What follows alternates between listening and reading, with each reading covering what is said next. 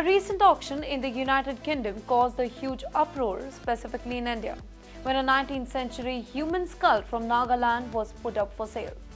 The auction, organized by the Swan at Tetsworth in Oxfordshire, included their skull in the sale called Curious Collector.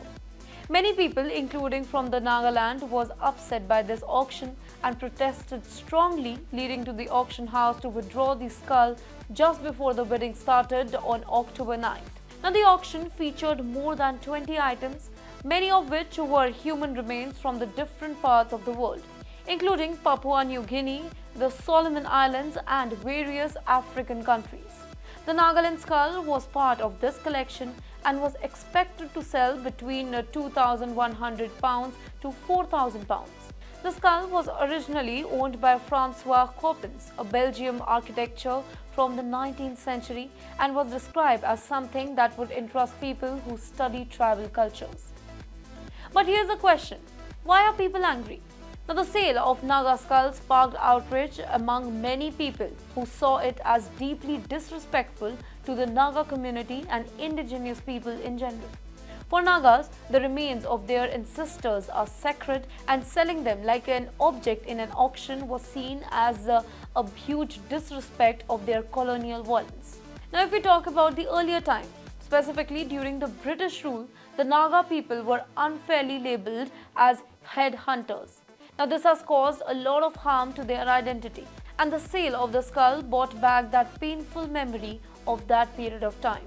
Nephew Rio, who was one of the first to speak out, he condemned the auction and urged India's external affairs ministers to take up the matter with the British High Commission. He called the sale an insult to the Naga community and said that such items should be treated with respect and not sold out.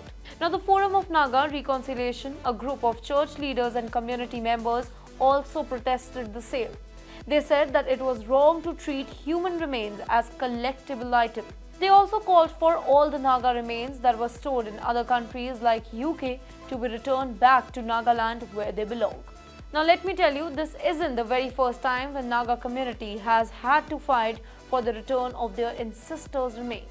For years, they have been trying really hard to get back skulls and other remains that were taken during the British colonial rule that are still kept in the museums like Pitch River Museum in Oxford, that is in England.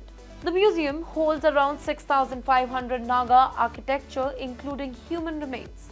In fact, the director of the museum expressed his disappointment about the auction and said that it was disrespectful to sell such items. Now, the effort to reclaim these remains are ongoing, and groups like these which are working really hard to bring back the Naga ancestral remains from the museum are pushing for a community-driven approach.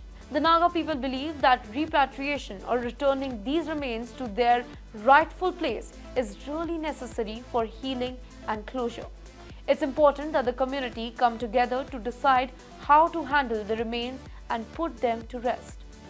Now, in the end, the auction of the Naga skull in the UK highlighted the ongoing issue of colonial era architecture and the human remains being kept or sold in a foreign country. While the sale was stopped due to the protest, the incident reminded many of the painful history and the importance of respecting indigenous cultures and their ancestral remains. The Naga people, like many other indigenous groups, are still fighting to return of their cultural heritage, and their effort of continuing to be a crucial part of preserving their identity. I'm Dhruti Athri, and you're watching TimesXP.